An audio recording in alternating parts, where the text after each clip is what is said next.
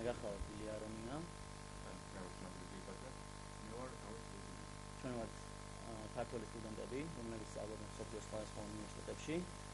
დღევანდელი ჩვენი პრესკონფერენციის თემა იქნება განათლებისა და მეცნიერების სამინისტროს მიერ ჩატარებული კონკურსი ოდნის კარის ფარგლებში ჩატარებული დაფინანსების პროექტი, რომელიც მიზნად ისახავდა საზღვარგარეთ ბაკალავრიატების და სხვა განათლების დონეზე მყოფი სტუდენტების დაფინანსებას. და დღეს ჩვენ დაგელაპარაკებით ამ პროექტის პოზიტიურ და უარყოფით მხარეებზე. პირველ რიგში მინდა აღვნიშნო, რომ სამინისტროს ინიციატივა რომ ეს პროექტი დაეწყო ძალიან კარგი რამ არის, ჩვენ ამას მივესალმებით და წინ გადაგმონაბიჯი არის, მაგრამ განხორციელების დონეზე რომ მივიდა ეს პროექტი, იქ ჩვენ ბევრი ხარვეზი აღმოვაჩინეთ და უკმაყოფილო დავჭირთ თუ როგორ ჩატარდა. ეხლა მოვახსენებთ რატომ და კვლევის შედეგად რა ხარვეზები აღმოვაჩინეთ.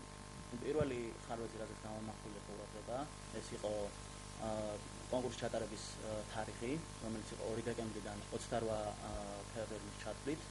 ეს სწორედ ის თარიღი არის, როდესაც ბევრ სტუდენტს გაგზავნილი აქვს საბუთები უცხოურ სასწავლებლებში და პასუხები და დაფინანსების პასუხი ჯერ არ ქონდათ მიღებული. ამ პასუხების მიღება, როგორც წესი, ხდება 1 აპრილისთვის. ანუ კონკურსის ამ ვადაში ჩატარება და ამ თარიღში ჩატარება იყო ჩემი აზრით არაპროფესიონალიზმი და ზერელი მიდგომა. კომისია, რომელიც ატარებდა ამ კონკურსს, ნიჭიერების დასამტკიცებლად ითხოვდა გარკვეულ საბუთებს.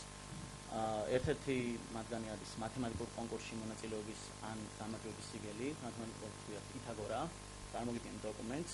თუ ეს დოკუმენტი არ ქონდა, ვერ მიიღებდი კონკურსში მონაწილეობის უფლებას. ანუ ალბათ ხედავთ, რამდენად გამოდგება ეს დოკუმენტი ნიჭიერების დასამტკიცებლად.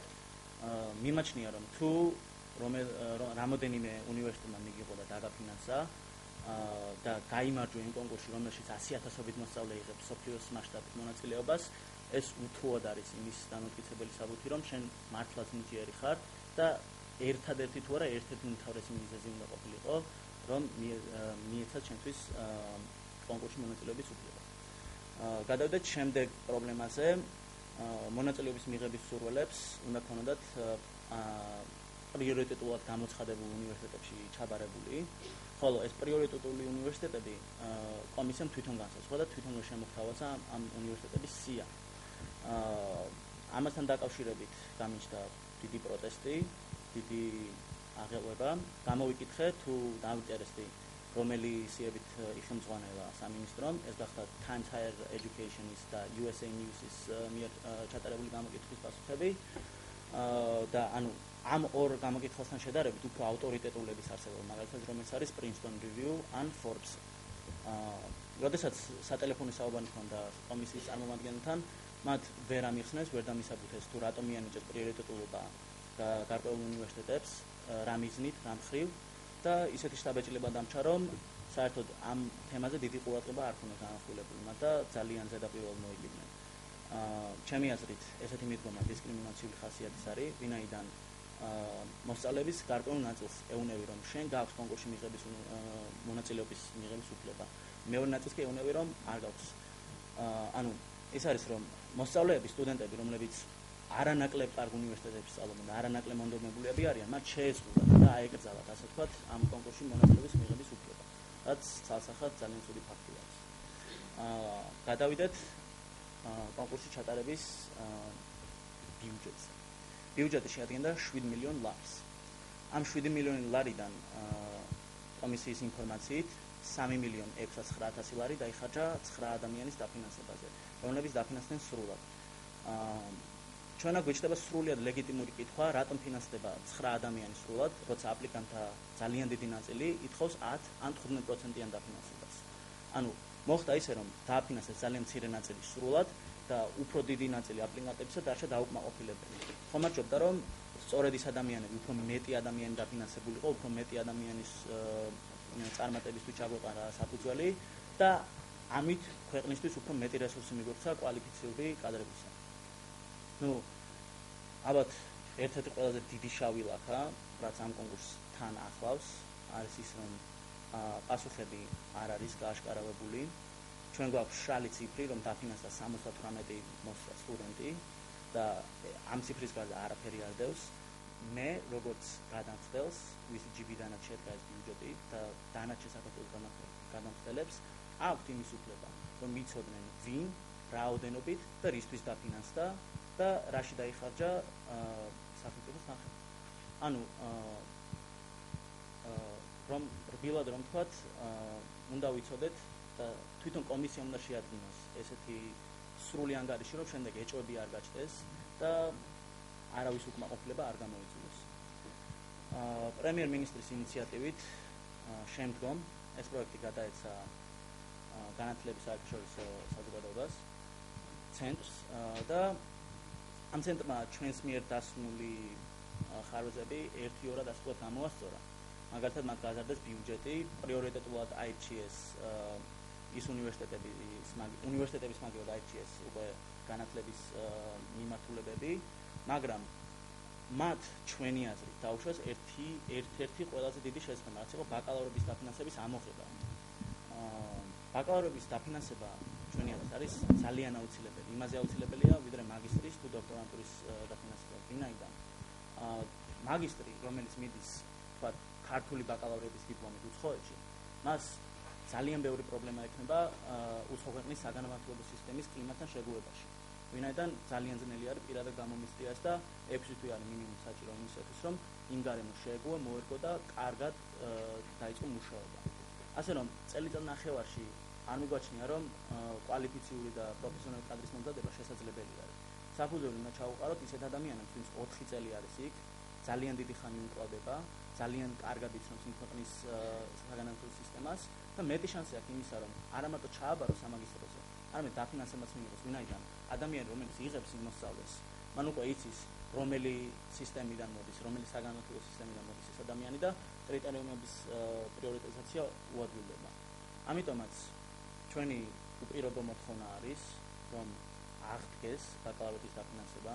ეს რა თქმა უნდა, თუ პრემიერ-მინისტრის გაცხადებული ნება არის, რომ მას სურს პროფესიონალი და კვალიფიცირებული კადრები ყავდეს ქვეყანაში, მაშინ უნდა აღდგეს ბაკალავრების დიპლომის ბაკალავრების დაფინანსება და რაც შეიძლება მეტი ადამიანი უნდა დაფინანსდეს.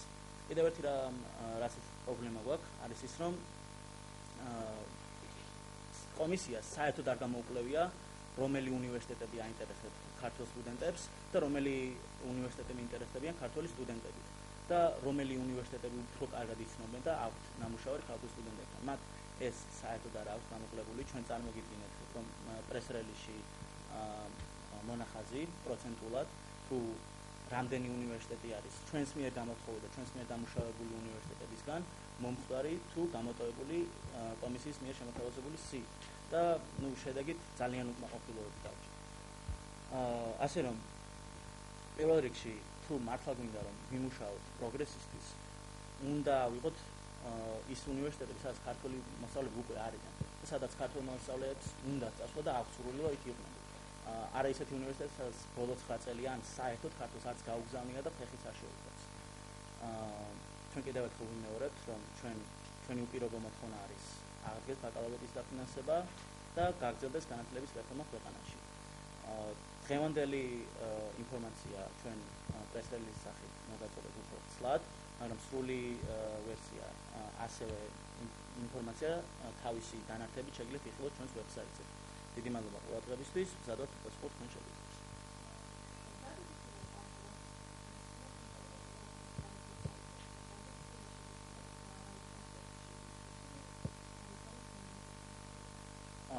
პირველ რიგში მინდა თქვა, რომ როდესაც დავიწყოთ ჩვენ გამოცხადეთ, რომ მივესალმებით სამინისტროსგან ამ ინიციატივის ესეთი პროექტი დაიწყო.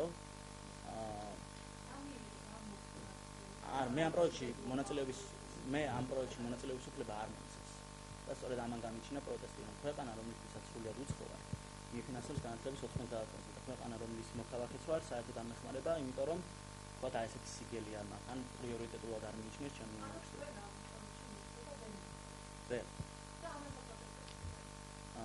ჩვენ ამას ვაპროტესტებთ, ოღონდ ეს მეორე ხარისხოვანია, ჩვენ უფრო ვამახვილებთ ყურადღებას, თუ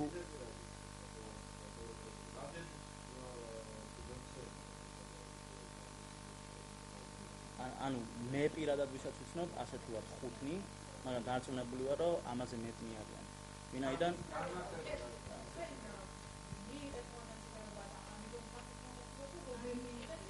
არა მე უკმაყოფილო ვარ, იმიტომ რომ ეს გამოკითხვა და სამითოს მიერ ჩატარებული კონკურსი ჩატარდა ზერელე და არა ანუ მე პროექტის დაწყების სურვილი გამიშთა, იმიტომ რომ პროექტში მონაწილეობა ვერ მივიღე. ამაში გეთანხმება. უკმაყოფილო ვარ, იმიტომ რომ კონკურსი ჩატარდა არასამართლიანად და დიდი პასუხისმგებლობით კადრები არ მოეკიდნენ.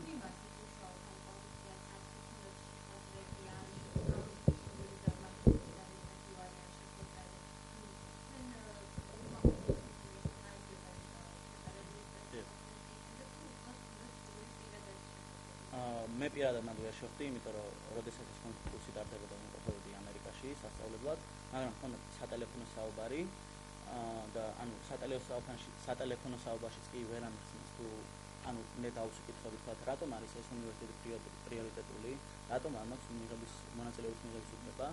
როდესაც მათ ვერ გამცეს საკადრისი პასუხი და ვერ ამიხსნეს თუ რატომ და რისთვის.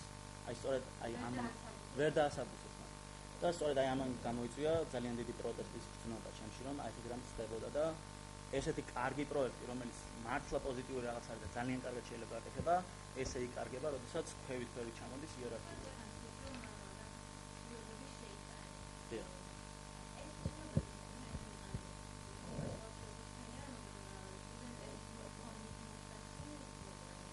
სტუდენტების მოთხოვნით არ მოხდარა, როგორც ვიცით, განათლების საერთაშორისო ცენტრმა თვითონ მოახდინა ამ პროექტში.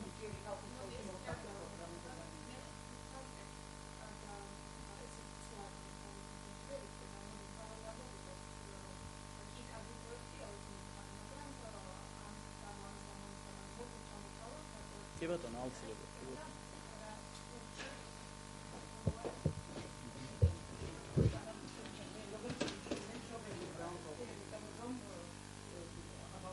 კანდიდატებზე თორე